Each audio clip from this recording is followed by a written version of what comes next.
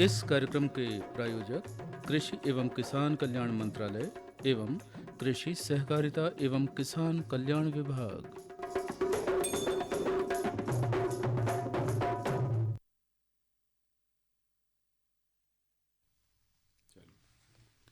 Frequency modulation 102.2 megahertz पर ये आकाशवाणी का छिंदवाड़ा केंद्र है। चलिए जुड़ते हैं हम हमारे आज के सजीव फ़ोन इन कार्यक्रम हेलो किसान वाणी से। और हेलो किसान वाणी के इस कार्यक्रम में स्वीकार कीजिए सपना सोनी की राम राम। स्टूडियो में उपस्थित हैं हमारे मेहमान और साथ ही स्वागत है हमारे सभी किसान भाइयों बहनों और तमाम श्रोताओं का हेलो किसान वाणी के हमारे आज के कार्यक्रम में। आज का विषय है रवि के मौसम पर सामयिक चर्चा। इस विषय पर आप अपनी जिज्ञासा या समस्या का हल जानने के लिए सीधे हमें कॉल कर सकते हैं और हमसे प्रश्न पूछ सकते हैं और अपनी समस्या का जवाब पा सकते हैं। हमारे स्टूडियो का नंबर है 8989116346। फ़ोन नंबर आपको एक बार फिर बता देते हैं 8989116346। आप हमें व्हाट्सएप पर भी अपने प्रश्न पूछ सकते हैं। मैसेज करने के लिए हमारे स्टूडियो का व्हाट्सएप नंबर है 8602262263। आप कॉल या व्हाट्सएप पर मैसेज कर सकते हैं। आपके प्रश्नों के जवाब देने के लिए आज हमारे साथ स्टूडियो में मौजूद हैं विषय विशेषज्ञ कृषि विकास केंद्र देलाखारी तामिया जिला छिंदवाड़ा के डॉक्टर SK अहिरवार जी। नमस्कार सर जी। नमस्कार। और हमारे सभी श्रोताओं की ओर से भी आपका स्वागत है हमारे आज के हेलो किसान वाणी प्रोग्राम में। तो हम हमारी आज की बात प्रोग्राम में शुरू करें उसके पहले हम सुनते हैं ये संदेश।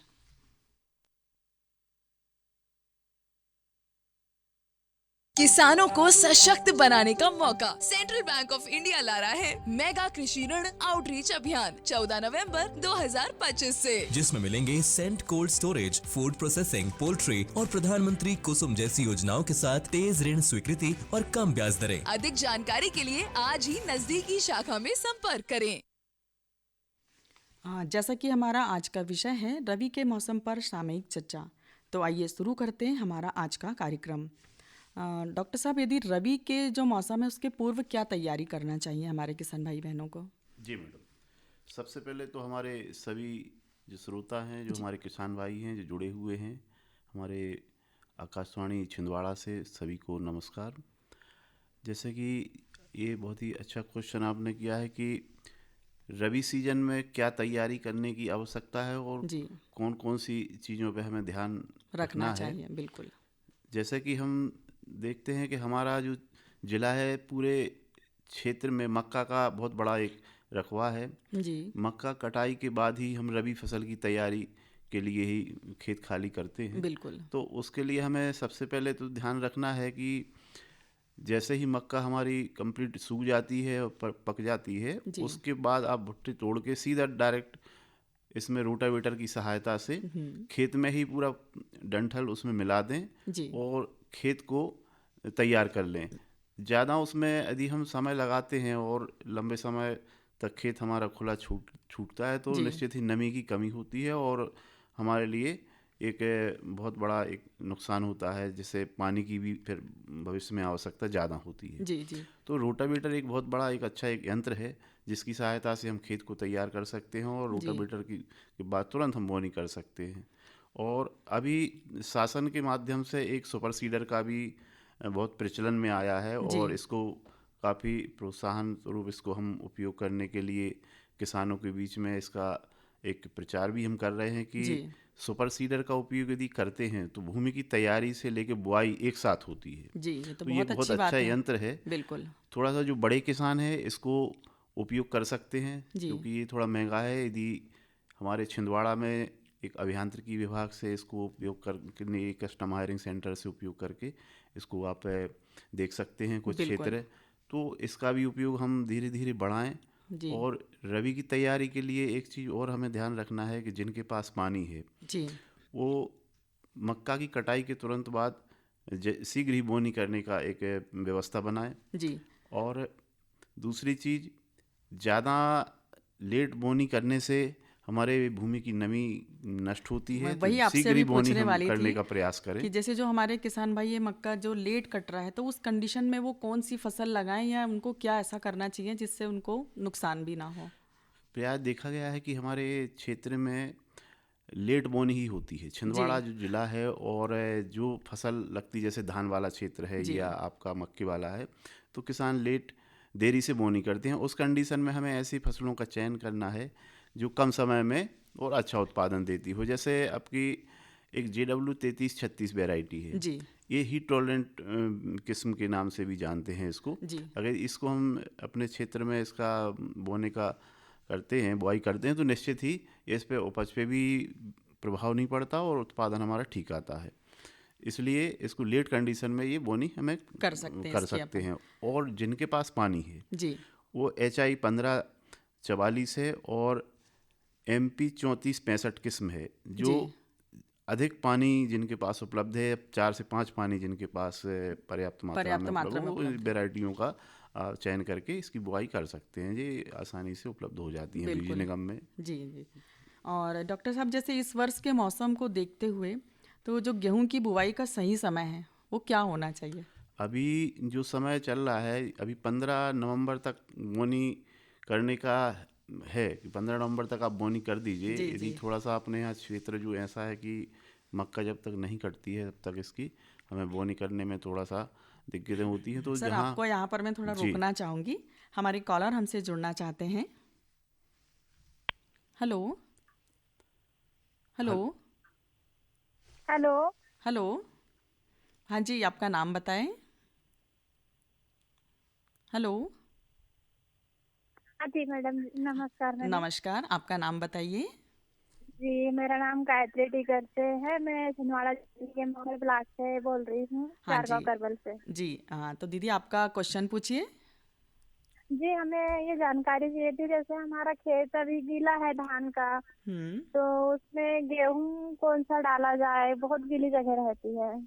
जी तो देखिए, क्या बोनी जब तक आप खेत आपका सूखेगा नहीं, नमी नहीं उसकी जाएगी, वो खेत ठीक तरह से तैयार नहीं होगा, तो उसमें बोनी करना अभी ठीक नहीं हाँ रहेगा। और जब तक आपके खेत में ठीक तरह से बतर ना आ जाए, जब तक भूमि की हाँ तैयारी के लिए उपयुक्त नमी ना रह जाए, जब तक उसमें कोई भी हमें यंत्र नहीं चलाना है। अन्यथा हमारी जो खेत की स्थिति भी बिगड़ जाती है। तो पूरी तरह से जब तक उसमें बतर ना आए तब तक हमें इंतज़ार करने की आवश्यकता होगी। इसलिए पर सर, वो जैसे हमारी फसल बहुत लेट, मतलब बरानी बहुत लेट आती है ना, इसीलिए पूछ रहे थे जानकारी की गेहूं जी, कौन सा। लेट लेट कंडीशन में हमने जैसे अभी बताया है, गेहूं की किस्म है आपका JW 3336, हाँ इसको आप लगा सकते हैं। और अन्यथा फिर चने की भी बुआई कर सकते हैं धान के खेत में। चना आपका JG 24 किस्म है, इसको भी आप लगा सकते हैं। जी। जी, हमें उम्मीद है कि आपको आपके प्रश्न का जवाब मिल गया होगा। आपका बहुत बहुत धन्यवाद, आपने हमें फ़ोन किया। डॉक्टर साहब, अब जैसे ये गेहूं की जो फसल की यदि हम बात करें, तो इसमें जो सिंचाई है, पहली सिंचाई, वो बुआई के कितने दिन बाद करना चाहिए और इसके बाद हमें कब करना चाहिए? यानी जो सिंचाई है गेहूं में वो कब कब करें? यदि हम उसका एक शेड्यूल तैयार कर लें उसका, तो वो किस तरीके से अपन कर सकते हैं? गेहूं में मुख्य रूप से जो सिंचाई का समय उपयुक्त होता है, उसमें कन से निकलते समय, जी कन से मतलब टिलर्स, जब बोनी हो जाती है तो बोनी के 21 दिन बाद हमें पहला पानी देने की बहुत आवश्यकता होती है। जी और जो पहला पानी है सबसे महत्वपूर्ण माना जाता है। बिल्कुल। इसलिए पहले पानी की जो व्यवस्था है हमें बुआई के 21 दिन में कर देना चाहिए पहली बोनी बिल्कुल। जैसे। और इसमें जिनके पास सिंचित अवस्था की स्थिति में जिनको 5 पानी दे सकते हैं या 4 जी जी पानी दे सकते हैं, जी। तो हर एक 21 दिन में, जैसे पहला पानी आपने बोनी के 21 दिन 21 बाद दिन में दिया दे है, दिया, तो दूसरा बिल्कुल। पानी आप उसको 40-42 दिन में दे दे सकते देंगे। हैं, तो बिल्कुल। उससे हमारी उत्पादक क्षमता में निश्चित ही वृद्धि आती है। हाँ सर, एक बार फिर आपको रोकना चाहूँगी, हमारे कॉलर हमसे जुड़ना चाहते हैं। Hello hello hello. नमस्कार सर, आपका नाम बताइए। मैम, नमस्कार। जी और डॉक्टर अहरवार जी को भी मेरा नमस्कार। मैं न्यूटन चिकली नंबर 11 से देवी शंकर गुप्ता बात कर रहा था। जी, देवी शंकर जी, नमस्कार, राम राम। बस अपना प्रश्न पूछिए।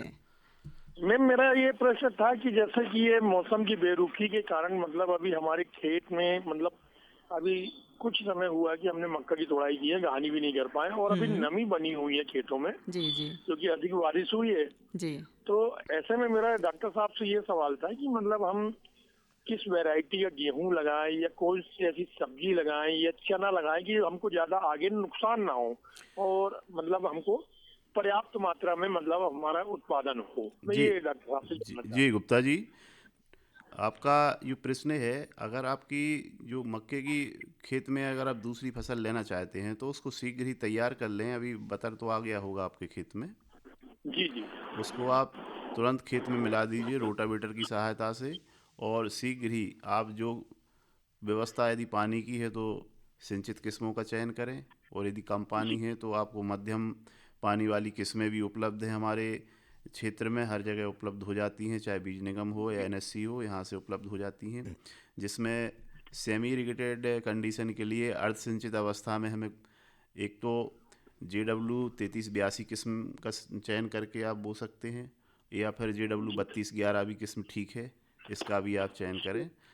और यदि पानी GW 3211 3211 जी GW 3211 हाँ सर। जी, इन किस्मों को आप लगा सकते हैं।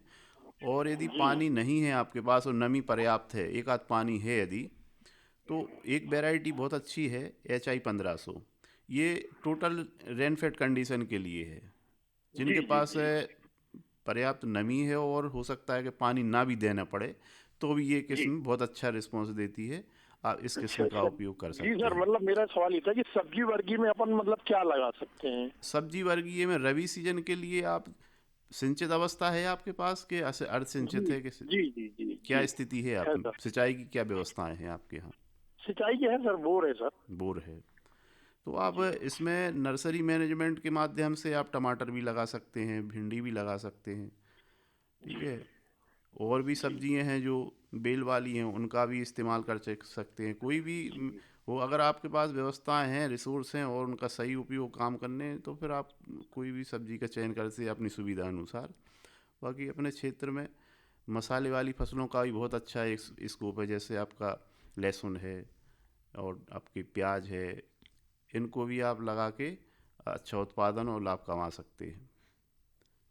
देवी शंकर गुप्ता जी, हमें उम्मीद है कि आपको अपने प्रश्न का जवाब मिल गया होगा। आपका बहुत बहुत धन्यवाद, आपने हमें कॉल किया। डॉक्टर साहब, जैसे ये है कि गेहूं की जो फसल, उसमें कौन कौन सी बातें जिनका हमें विशेष ध्यान रखना चाहिए?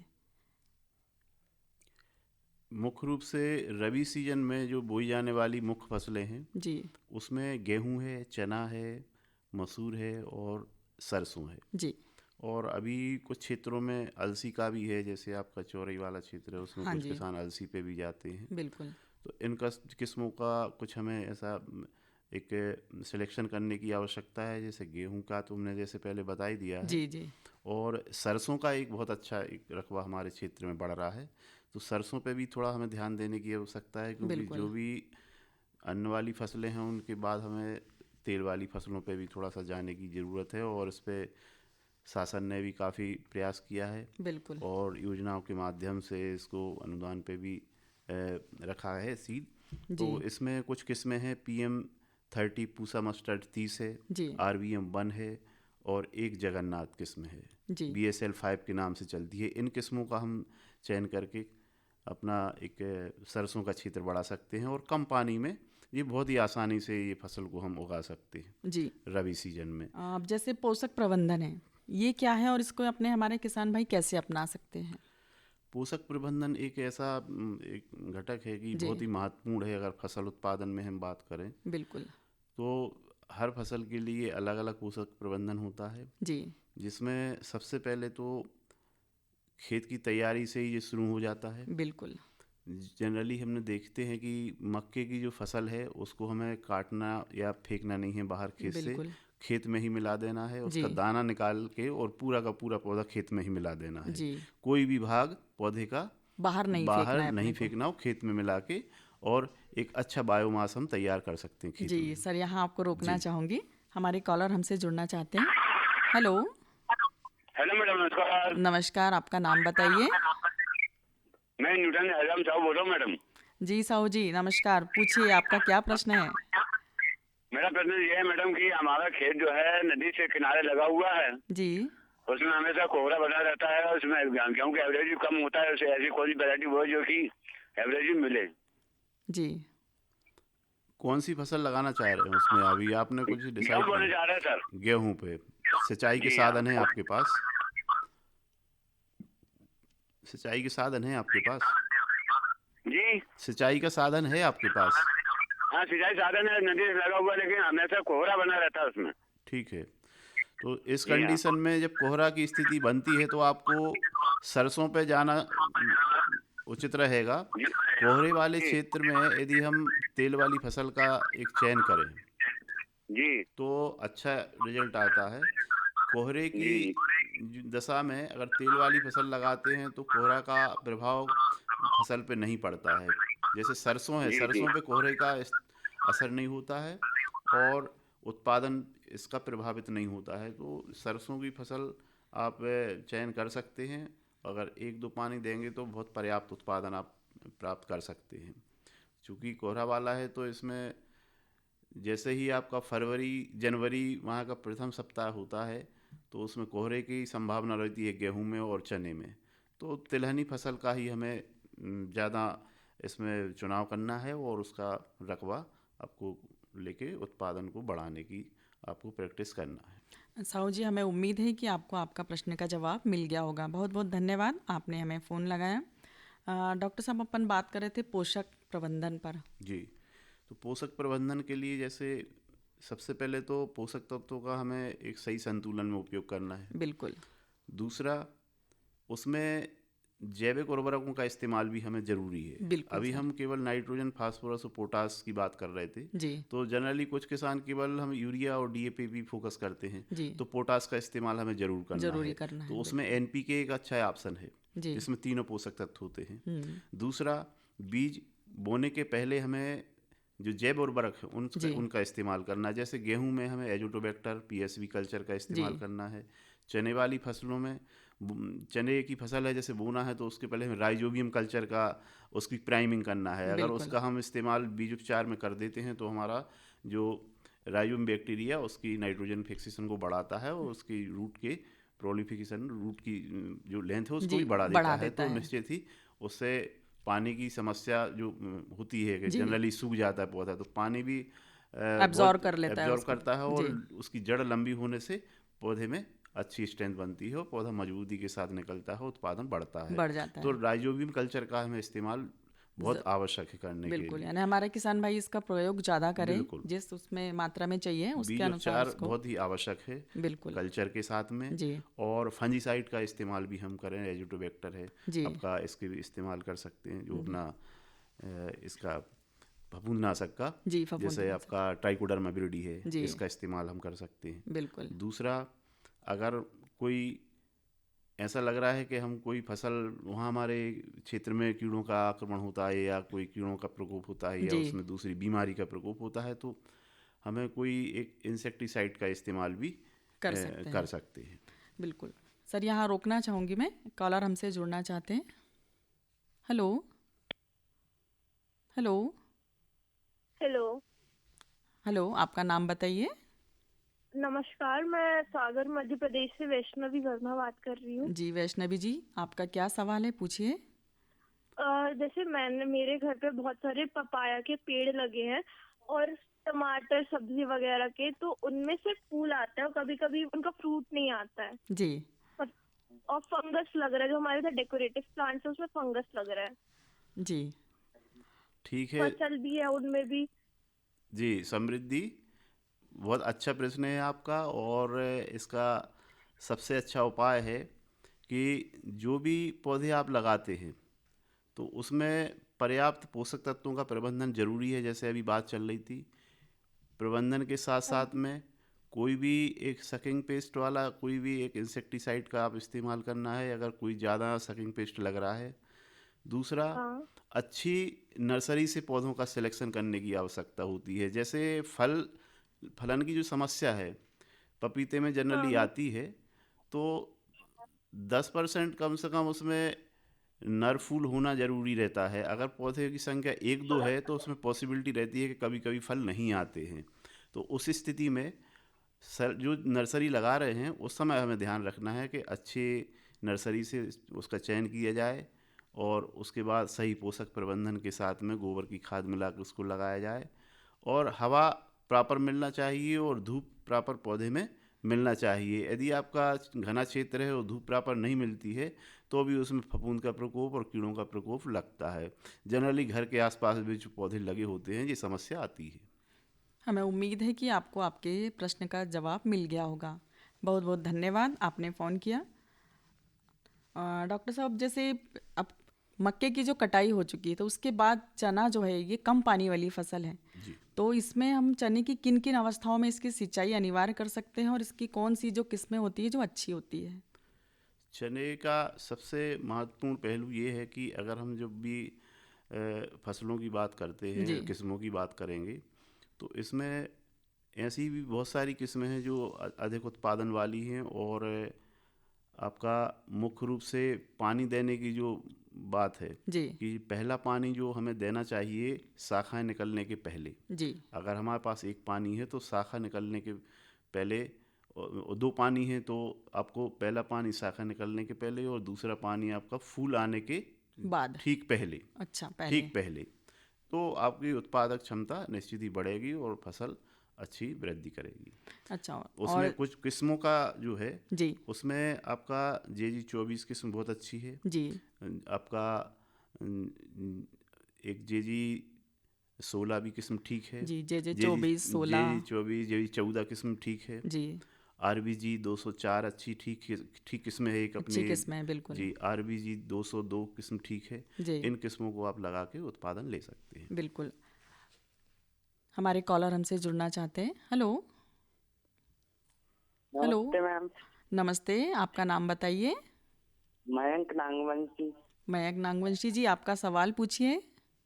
हमारा प्रश्न था कौन सी गेहूं की किस्म कम पानी में भी अच्छी पैदावार देती सके। जी बिल्कुल।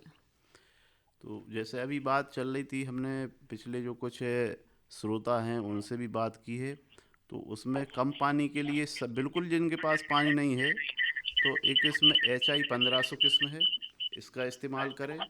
और दूसरा, जिनके पास 2 पानी है, JW 3382 और JW 3211, इन किस्मों का आपका चयन करें तो निश्चित ही आपकी उत्पादन क्षमता बढ़ेगी और पानी भी कम लगेगा। अब हम चने की बात कर रहे थे डॉक्टर साहब।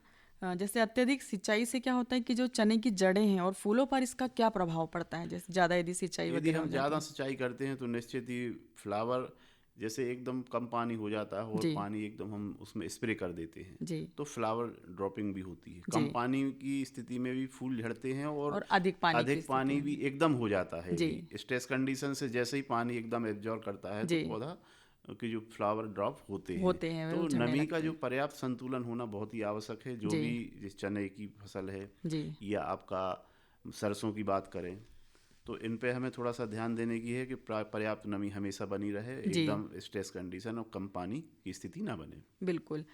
जैसे चने की फसल में जो पीलापन या सूखापन आने पर क्या कारण है और इसके क्या समाधान है? चने की फसल में बहुत सारी समस्याओं के कारण ये सूखता है और इसमें पीलापन आता है। जी इसमें 4-5 रोग की समस्या होती है, कुछ पानी की कमी के कारण। तो एक तो होती है इसमें जी बिल्ट की समस्या, सूखी जो जड़ हो जाती है। जी जी दूसरा रूट रॉट के कारण भी होता है जी इसमें, और तीसरा कॉलर रॉट। जी ये 3 कारण सबसे प्रमुख हैं। एक तो होता है कॉलर रॉट, जी दूसरा ड्राई रॉट और एक बिल्ट। ये तीनों चीज़ें अलग अलग अलग हैं। अलग है। इनको यदि हम बहुत ही गहराई से देखते हैं जी तो इसका इस्तेमाल, एक तो जो रूट रॉट होती है हाँ जी वो फंगस के कारण होती है। बिल्कुल। ड्राई रॉट है, यदि पानी की कमी हो जाती है, ज़मीन में क्रैक बन जाते हैं तो ये समस्या ज़्यादा आती है। बिल्कुल और कॉलर रॉट ये भी फफूंदजनक है। जी अगर हम बीज का पहले उपचार कर देते हैं कोई भी फंजीसाइड से, जी ट्राइकोडर्मा विरिडी है या आपका मैनकोजेब है, हाँ जी इनका इस्तेमाल करके या बीज उपचार करके ही बोएं तो ये जी। समस्या कुछ नहीं हद तक कम हो जाती है और प्रॉपर पानी। जी सर, आपको देना रोकना चाहिए। चाहूँगी, हमारे कॉलर हमसे जुड़ना चाहते हैं। हेलो हेलो हाँ मैडम जी, नमस्ते। नमस्ते सर, आपका नाम बताइए। राजाराम अहरबार बीना। जी अहिरवार जी, आपका प्रश्न पूछिए। हमारा क्वेश्चन ये है कि लौकी की बेल में फल आता है तो करीब 2-3 इंची का हो पाता है और पीला पड़ के सूख जाता है। जी। तो उसमें राजा राम जी नमस्कार। जी तो डॉक्टर नमस्कार। सबसे पहले तो आपको ये देखना है कि उसमें फल मक्खी का प्रकोप ना हो। फल मक्खी के कारण ये ड्रॉपिंग होती है और जैसे ही फल छोटा होता है और उसमें फल मक्खी का अटैक होता है और अंदर अंदर वो नुकसान करके उसकी ग्रोथ को रोक देती है और जैसे ही पीला हाँ पीलापन के भी झड़ जाता है वो। तो ये फल मक्खी का एक प्रकोप होता है, तो उसके लिए हमें कोई भी एक सिस्टमिक इंसेक्टिसाइड का इस्तेमाल करना की आवश्यकता है। तो कौन सी दवा छिड़क सकते हैं डॉक्टर? इसके लिए आप सबसे पहले तो आपका साइपरमेथ्रिन का भी एक हल्का डोज दे सकते हैं, 1 ml प्रति लीटर के हिसाब से, क्योंकि आपके घर के आसपास ही फसल है, ज़्यादा बड़ा क्षेत्र नहीं है। तो घर में ही लगी है वो। 1 ml प्रति लीटर पानी में इसका घोल बना के और अपने फसल पे इसका स्प्रे करके कंट्रोल कर सकते हैं। जी। हमें उम्मीद है अहिरवार जी कि आपको आपके प्रश्न का सवाल मिल गया होगा और आपका बहुत बहुत धन्यवाद, आपने हमें फ़ोन लगाया। जी थैंक यू मैडम। जी डॉक्टर साहब, अपन बात कर रहे थे चने में पीलापन और सूखापन आने पर उसके कारण और तो इसमें एक तो ड्राई रूट का जो बता दिए कि इसमें जो फंगस के कारण होता है, यदि अब सीड बॉर्न भी होती है फंगस और सॉइल बॉर्न भी, दोनों प्रकार की फंगस इसमें अटैक करती है।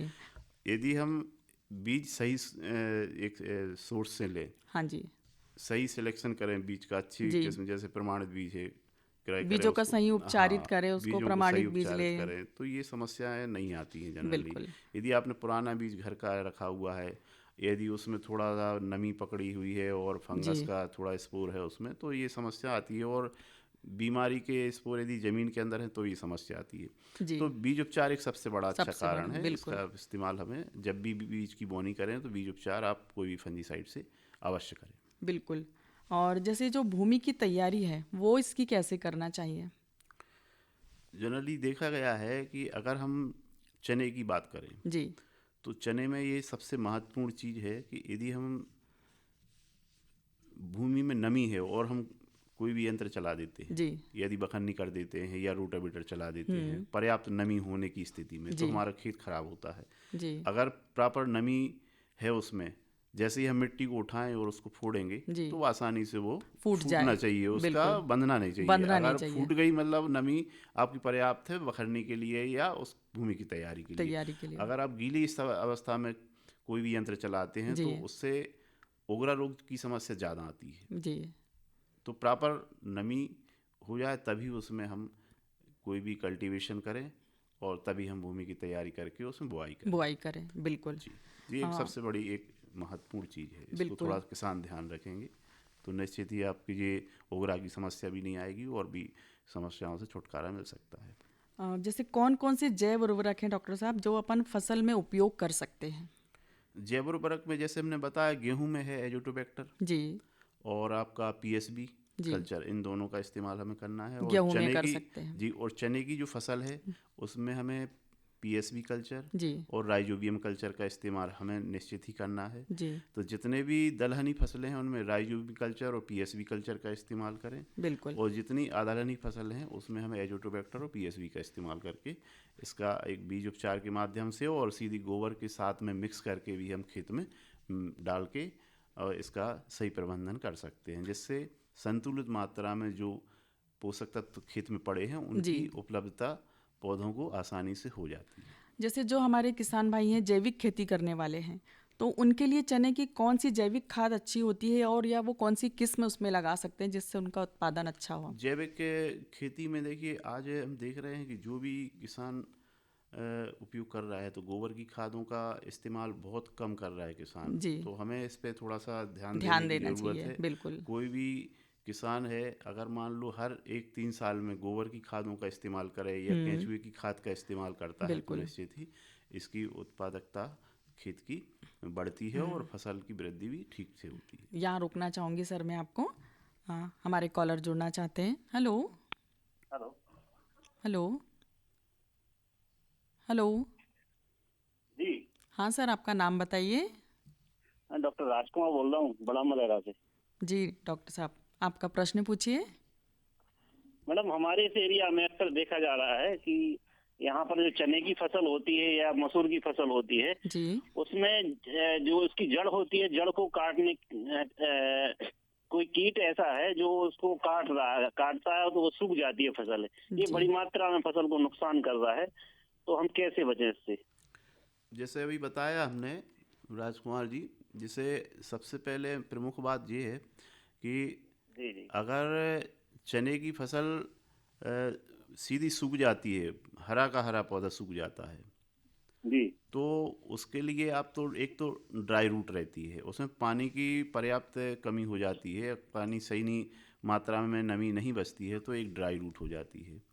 ठीक है। और एक कॉलर रोट आता है। इसमें 3 प्रकार से फसलें नुकसान में आती हैं। एक तो आपका बिल्ट की समस्या सबसे ज़्यादा होती है, जो फफूंद के कारण होती है। तो इसके इस्तेमाल के लिए हमें जैसे पहले बताया है कि फंजीसाइड का इस्तेमाल करें बीज उपचार के लिए, और सही संस्थान से इसका बीज का चयन करें। दूसरा, नमी की जो पर्याप्त मात्रा बनाए रखें खेत में, उसमें नमी में क्रैक नहीं आना चाहिए। यदि नमी में क्रैक आते हैं ज़मीन के अंदर, तो नमी मतलब बहुत ज़्यादा कम हो जाती है, तो जो रूट है, हेयरी रूट है, वो टूट जाने से पौधा ऑटोमेटिक नष्ट हो जाता है, सूखने लगता है। और कॉलर रोट में ज़मीन के जो सरफेस है उसके ऊपर तने के भाग में, उसमें देखेंगे कि ऊपर एक पस्ट्यूल टाइप का बनता है और कुछ गोंद टाइप की निकलती है, और वहीं से सड़न पैदा हो जाती है। ये ऊपर होता है ज़मीन के कॉर्नर भाग इसका से। कोई उपचार भी है बोने के बाद जब ऐसी स्थिति बनती है? कोई उपचार भी है, कोई दवा ऐसी? इसके लिए तो आपके लिए सबसे मुख्य दवा तो अभी ऐसा कुछ नहीं है। जब कोई बिल्ट या कॉलर रोट तो कंट्रोल में हो सकता है, लेकिन बिल्ट की समस्या का अभी कुछ विशेष उपचार यही है कि आप बीज उपचार करें और रेसिस्टेंट वैरायटियों का इस्तेमाल करें। जो वैरायटी बिल्ट रेसिस्टेंट है, उनका इस्तेमाल आप करके इस रोग से बच सकते हैं। हमें उम्मीद है राजकुमार जी कि आपको आपके प्रश्न का जवाब मिल गया होगा। आपका बहुत बहुत धन्यवाद, आपने फ़ोन किया। जी डॉक्टर साहब, हम चने में जैविक खेती करने पर उसके समाधान की बात कर रहे थे कि कौन सी जैविक खाद उनको उपयोग करना चाहिए। तो चने की बात हो और चाहे कोई जी दूसरी फसल की हो, आज हमें ज़रूरत है कि हर किसान को एक सही संतुलित मात्रा में गोबर की खाद या केंचुए की केंचुआ खाद खाद। हर साल कम से कम आपको, गोबर की खाद जैसे बात करें तो 5 टन गोबर की खाद प्रति हेक्टेयर में मिलाना ही चाहिए, कम से कम बिल्कुल। 2 से 3 साल के अंतर से। तो आपकी जो पोषक तत्वों की पूर्ति भी होगी, और आपको जो रासायनिक उर्वरक हैं वो जी। देने की ज़्यादा आवश्यकता नहीं होगी, नहीं जिससे पड़ेगी, हमारा बिल्कुल। उत्पादन भी बढ़ेगा और फसल की गुणवत्ता भी बढ़ेगी, जी और मिट्टी की दशा भी सुधरेगी, और बिल्कुल। हमारी लागत भी निश्चित ही कम होगी। कम हो जाएगी। तो तीनों चीज़ें एक साथ हो जाती है यदि हम गोबर की खादें या केंचुए की केंचुए खादें की खाद। इस्तेमाल करते हैं। बिल्कुल। अब हम मसूर की बात करेंगे डॉक्टर साहब कि जैसे रबी की जो मसूर होती है उसकी फसल में हमें पहली सिंचाई कब करनी चाहिए, और जो मसूर की फसल में सामान्यतः कितने बार और किन अवस्थाओं में सिंचाई करनी चाहिए। मसूर में ज़्यादा पानी की आवश्यकता नहीं होती है। जी। अगर हम एक पानी दे देते हैं फूल आने के पहले, जी तो हमारा पर्याप्त उसमें जी उत्पादन हो जाता है। ज़्यादा पानी से उसकी बढ़वार होती है और फूल कम लगते हैं, और जी। उत्पादन भी कम हो कम हो जाता जाता है, और लॉजिंग भी उसकी फसल गिरने की समस्या ज़्यादा रहती है। तो इसमें जी। एक पानी पर्याप्त हो जाता है फूल आने के जस्ट पहले। जी। अब जैसे सरसों की फसल की हम यदि बात करेंगे तो इनकी किस्में कौन सी अच्छी होती है सरसों की। सरसों की किस्में जैसे आपको अभी बताया हमने, तो वो RBM 1 है, जी और पूसा मस्टर्ड 30 है, जी PM 28 है, जी पूषा विशाल है, और एक जगन्नाथ BSL 5 करके जो किस्में हैं, जी आप इनका इस्तेमाल कर सकते हैं। और गिरिराज किस्म भी है, बिल्कुल। उत्पादन अच्छा देती है, थोड़ा सा पुरानी हो लेकिन फिर भी उत्पादन बहुत अच्छा है इसका। जी। इसका भी किसान भाई इस्तेमाल कर सकते हैं। और जो गेहूं की कटाई के बाद अपन जैसे सरसों यदि बोना चाहे हमारे किसान भाई बहन, तो क्या वो सरसों उसके बाद लगा सकते हैं, और कौन सी किस्में उनकी अच्छी होती है वो तो आपने बता ही दिया। तो और सबसे ज़रूरी बात यह कि वो बुवाई के पहले सरसों की तो कौन कौन सी बातों पर विशेष ध्यान दें। सरसों के लिए हमें ध्यान देना है कि जो भी तिलहनी फसलें हैं जी उसमें सल्फर की मात्रा पर्याप्त मात्रा में हमें डालना है। पोषक जी। तत्व प्रबंधन प्रॉपर होना चाहिए। जी उसके लिए हमें 25 किलो जिंक सल्फेट प्रति हेक्टेयर के हिसाब से बुआई के साथ हमें उपयोग करना है। जी दूसरा इसमें माहू का प्रकोप भी होता है और इसमें फूल झड़ने की समस्या भी काफ़ी देखी जाती है। जी। तो फूल झड़ने को रोकने के लिए हमें ध्यान देना है कि एक उपचारित NPK का इस्तेमाल करना है। जैसे आपका 200 लीटर पानी है और 1.5 से 2 किलो NPK। जी। आज मार्केट में रेडी मिक्स आते हैं NPK। जी। 1.5 से 2 किलो NPK प्लस 100 ग्राम बोरान। जी। 200 लीटर पानी में घोल बना के इनका और स्प्रे कर देना है आपको 1 एकड़ में। जी। तो जो फूल झड़ने की समस्या है वो काफ़ी हद तक कम हो जाती है। और एक माहू के कारण भी अगर माहू ज़्यादा लग जाती है तो उससे भी फूल को नुकसान होता है। और तो माहू के लिए कोई भी एक सकिंग कीटनाशक है, जो सिस्टमिक कीटनाशक है, उसका आप इस्तेमाल कर सकते हैं। जैसे इमीडाक्लोप्रिड है, इसका इस्तेमाल आप कर सकते हैं। तो ये कीड़ों का भी रोकथाम आसानी से कर सकते हैं। बिल्कुल। सामान्य क्या सुझाव देना चाहेंगे डॉक्टर साहब हम हमारे किसान भाई बहनों को? सभी किसान भाइयों से मेरा एक यही कहना है कि अभी जैसे ही आपका खेत खाली होता है शीघ्र बोनी करने का प्रयास करें और ज़्यादा समय ना लेते हुए इसमें आपको बोनी जो स्थिति है आप तुरंत खेत तैयार करके बोनी कर दीजिए। और बोनी करने के तुरंत बाद उसको जैसे ही कोई पाले की स्थिति बनती है, ठंड ज़्यादा होती है, तो सिंचाई के साधन आपको होना ज़रूरी है। अगर नमी पर्याप्त है खेत में तो जो छोटे पौधे होते हैं, 1 महीने की अवस्था के पौधे हों, तो उसमें नमी यदि कम हो जाती है तो पाले का बहुत जल्दी असर हो जाता है। तो नमी पर्याप्त बनाए रखें और खेत में थोड़ा सा धुआं आसपास करें और सल्फर का भी इस्तेमाल इसमें करना चाहिए। 1% घोल सल्फर का करने से कुछ हद तक इसमें पाले की समस्या से निजात पा सकते हैं। बिल्कुल। बहुत ही अच्छी जानकारी दी आपने हमारे किसान भाई बहनों को। तो किसान वाणी के आज के इस कार्यक्रम में हमारा आज का विषय था रबी के मौसम पर सामयिक चर्चा। इस विषय पर आज हमारे स्टूडियो में मौजूद हमारे मेहमान डॉक्टर SK अहिरवार जी, कृषि विकास केंद्र देलाखारी तामिया, जिला छिंदवाड़ा, हमें अच्छी जानकारी दे रहे थे। सर, आपने हमारे किसान भाइयों को बहुत ही अच्छी जानकारी और अमूल्य सुझाव हमारे श्रोताओं तक पहुंचाए। वह हमारे किसानों के लिए अत्यंत लाभकारी सिद्ध होंगे। आकाशवाणी परिवार आपकी उपस्थिति और विशेषज्ञता के लिए हृदय से धन्यवाद करती है कि आपने अपना मूल्यवान समय देकर हमारे श्रोताओं को जागरूक किया। हम आशा करते हैं कि किसान भाई इन जानकारियों का लाभ लेकर रबी फसलों में अधिक उत्पादन प्राप्त करेंगे। इस कार्यक्रम में हमारे प्रस्तुति एवं संयोजन है कार्यक्रम संयोजक दीपांकर तिवारी जी, कार्यक्रम तकनीकी सहयोग राजेश भारद्वाज, अनिल सिंह, कार्यक्रम प्रस्तुति सहयोगी कीर्ति छचाने और कार्यक्रम की प्रस्तुति सपना सोनी। इसी के साथ ही सर, आपसे और हमारे सभी किसान भाइयों से, श्रोताओं से विदा लेने का वक्त हो चला है। आपने बहुत सारा हमारे समय दिया हमारे किसान भाई बहनों को। सर, आपका बहुत बहुत धन्यवाद। और अब इजाज़त दीजिए कि हम हमारे श्रोताओं से विदा ले चले। तो कहते हैं राम राम, जय जवान, जय किसान।